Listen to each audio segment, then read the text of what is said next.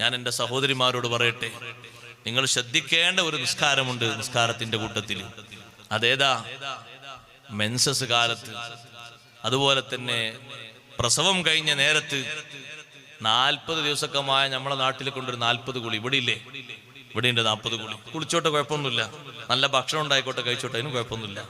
പക്ഷെ ഈ നിഫാസ് രക്തം 20-25 നേരത്തെ നിന്നിട്ടുണ്ടെങ്കിൽ പിന്നെ 40 കഴിഞ്ഞിട്ട് നിസ്കരിക്കാന്ന് എഴുതി പിന്തിച്ചു പോകരുത്.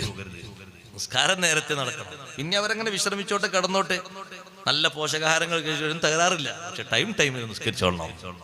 നിസ്കരിക്കാനായോ? നിർബന്ധ കുളിയൊക്കെ കുളിച്ച് 10 ദിവസമായി, പിന്നെ നിസ്കരിക്കാത്ത 40 ആയിക്കോട്ടെ, അങ്ങനെ പിന്തിക്കലില്ല. എപ്പോഴാണോ നിഫാസ് രക്തം നിലക്കുന്നത് അപ്പൊ നിർബന്ധത്തിന്റെ നിയ്യത്ത് വെച്ച് കുളിച്ച് ഓരോ ടൈമിലുമുള്ള നിസ്കാരങ്ങൾ നിർവഹിക്കണം. 40 ആയിട്ടേ കുളിച്ച് നിസ്കരിക്കാവൂ എന്ന് ധരിക്കരുത്.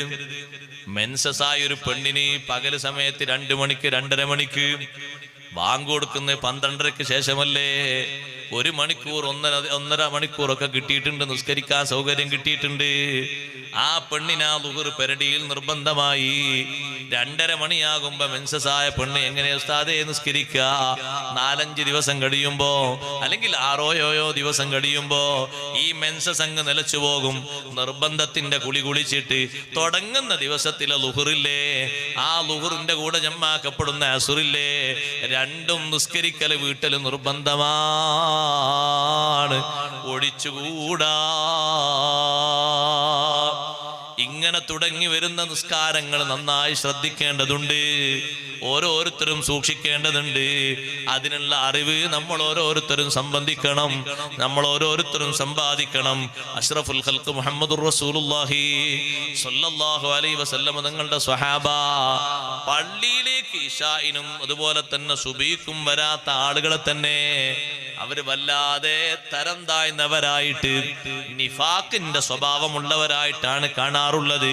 നിസ്കരിക്കാത്തവരെ പറ്റിയല്ല ഞാൻ പറഞ്ഞത്, നിസ്കരിക്കുന്നവരാ. പക്ഷേ സുബൈക്കും ഇശാഇനും വരാൻ മടിയാണെങ്കിൽ അവരെ കാഴ്ചപ്പാട് എന്തോ ഒരു ഈമാൻ കുറവ് അവർക്കുണ്ട്, നിഫാഖ് ഉണ്ട് എന്നൊരു സംശയമാണ് സ്വഹാബത്തിന്. നിസ്കരിക്കാത്തവരെ പറ്റിയോ അവർ ഇസ്ലാമിൽ നിന്ന് തന്നെ പുറത്താണ്. അങ്ങനെ ഒരു കാഴ്ചപ്പാട് പറയാനുള്ള കാരണം, ഒരു മുസ്ലിമിന്റെ ഏറ്റവും ശ്രേഷ്ഠമായ സൗന്ദര്യമാണ് നിസ്കാരം. അത് നിർവഹിക്കുന്നതിനൊരു തടസ്സവും ഇല്ല സഹോദരങ്ങളെ. സൗകര്യങ്ങളും സംവിധാനങ്ങളൊക്കെ അല്ലാഹു തആല തന്നത് അതിനാണ്. അല്ലാഹു നമുക്ക് തൗഫീഖ് നൽകട്ടെ. ആ നിസ്കാരത്തിലൂടെ സാധിക്കാത്തൊരു വിഷയവും ഇല്ല, എല്ലാ ബറക്കത്തും ലഭിക്കും. നിങ്ങൾ നോക്ക്, എത്ര ഉദാഹരണങ്ങൾ കാണാം. കേട്ടിട്ടില്ലേ? വലിയൊരു പണ്ഡിതനാണ് യാക്കൂബ് ഇബ്നു സുഫിയാൻ റളിയല്ലാഹു അൻഹു. അവരും അവരുടെ കൂട്ടുകാരും കൂടിയിട്ടൊരു യാത്ര പോകുന്നു. അങ്ങനെ അവരതാ ഒരു നാട്ടിൽ പള്ളിയിൽ കയറി. വല്ലാത്ത വിശപ്പുണ്ട്, കയ്യിലാണെങ്കിൽ കാശുമില്ല. എന്ത് ചെയ്യും? അവരിങ്ങനെ ഒരുമിച്ച് കൂടിയിട്ട് പറഞ്ഞു, നമ്മളൊരു കാര്യം ചെയ്യാം, നമ്മളൊരു നറുക്കിടുക. ആർക്കാണോ നറുക്ക് വീഴുന്നത് അയാൾ ജനങ്ങളോട് പോയിട്ട് കൈ കാണിച്ചിട്ട് കാശ് വാങ്ങിക്കൊണ്ടുവരണം. എന്തിന്? ഭക്ഷണം കഴിക്കാൻ. വലിയൊരു പണ്ഡിതനാണ് യാക്കൂബ് ഇബ്നു സുഫിയാൻ റളിയല്ലാഹു അൻഹു. താബീങ്ങളിൽപ്പെട്ട വലിയ പണ്ഡിതനാണ്. 60-70 വയസ്സുകാലത്തും ഹദീസ് ചോദിച്ച ഒരു ഹദീസും തെറ്റാതെ ചൊല്ലിക്കൊടുത്ത വലിയ പണ്ഡിതനാണ്. ആ മഹാനുഭാവനും അടക്കമുള്ള ഈ സംഘത്തിൽ നറുക്ക് വീണു. അവസാനം നറുക്ക് വീണത് യാക്കൂബ് ഇബ്നു സുഫിയാൻ റളിയല്ലാഹു അൻഹുവിനാണ് നറുക്ക് വീണത്. നേതാവിന് തന്നെ നറുക്ക് വീണത്. മഹാനവർകൾ ചിന്തിച്ചു, ഏതായാലും നറുക്കിന്റെ വിഷയത്തിൽ പിന്നെ മാറ്റൊന്നുമില്ലല്ലോ, അങ്ങനെയല്ല ആദ്യത്തെ തീരുമാനം.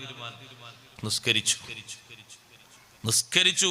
നിസ്കാരത്തിൽ അള്ളാഹുവിനോട് പറഞ്ഞു, അള്ളാഹുവേ, ഞങ്ങൾ എത്തിപ്പെട്ട മാർഗവും ഞങ്ങൾ സഞ്ചരിച്ച വഴിയൊക്കെ നിനക്കറിയാമല്ലോ, നീ ഞങ്ങൾക്ക് തരേണ്ടത് തരുന്നവനാണല്ലോ, ഒന്നും ഇതുവരെ നീ മുടക്കിയിട്ടില്ലല്ലോ. നിസ്കാരം കഴിഞ്ഞ് മഹാനവർകൾ പുറത്തിറങ്ങാൻ നേരത്ത് അതാ ഒരാൾ വന്ന് ചോദിക്കുന്നു, ആരാണ്? യാക്കൂബ് ഇബ്നു സുഫിയാൻ. എന്തേന്ന് ചോദിക്കുമ്പോ, നിങ്ങളടുത്തേക്ക് രാജാവ് പറഞ്ഞയച്ചതാണ് എന്നെ, നാട് ഭരിക്കുന്ന തൂലൂൻ രാജാവ് എന്നെ പറഞ്ഞു വിട്ടതാണ്, ഞാൻ രാജാവിന്റെ ദൂതനാണ്, നിങ്ങൾക്ക് തരാൻ വേണ്ടി എന്റെ കയ്യിൽ കാശ് തന്നിട്ടുണ്ട് 100 ദിർഹം. പുറത്തു പോയി യാചിക്കേണ്ട ആ ഒരു അവസ്ഥയും വന്നില്ല. നിസ്കാരം കഴിഞ്ഞപ്പോഴേക്ക് രാജാവിന്റെ ദൂതൻ എത്തിപ്പോയി. എന്തേ കാരണം ചോദിച്ച സമയത്ത് ദൂതൻ പറഞ്ഞു, രാജാവ് ഉച്ച മയക്കത്തില് അഥവാ ഉച്ചന്റെ മുമ്പൊന്ന് കിടന്നുറങ്ങായിരുന്നു ളുഹറിന്റെ മുമ്പ്. ആ ഉറക്കത്തില് രാജാവിന് 2-3 അടി കിട്ടിയിട്ട് രാജാവ് ഉണർന്നപ്പോ കേൾക്കുന്ന ശബ്ദം എന്താണെന്നറിയോ? എന്റെ ആളുകളിൽപ്പെട്ട കുറച്ചാളുകള്, അവരിൽ നേതാവാണ് യാക്കൂബ് ഇബ്നു സുഫിയാൻ എന്ന് പറയുന്ന മഹാൻ അടക്കമുള്ളവര് ഭക്ഷണം കിട്ടാതെ അവർ പള്ളിയിലുണ്ട്, വിഷമത്തിലാണ്, സങ്കടത്തിലാണ്, അവർക്ക് വേണ്ട ഒത്താശ ചെയ്യണേ.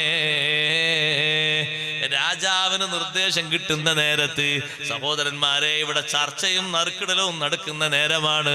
നിസ്കാരം കഴിഞ്ഞപ്പോഴേക്ക് രാജാവിന്റെ ദൂതൻ ദിർഹമുമായി വന്നു. എന്നിട്ട് പറഞ്ഞു, നിങ്ങൾ ഈ നാടിന്റെ പരിസരത്തിൽ എന്ത് പ്രയാസത്തിൽ പെട്ടാലും രാജാവിനെ അറിയിച്ചാൽ മതി, ഉടനെ രാജാവ് നിറവേറ്റിത്തരും. നിസ്കാരമല്ലേ അവിടെ പരിഹാരമായി വർത്തിച്ചത്.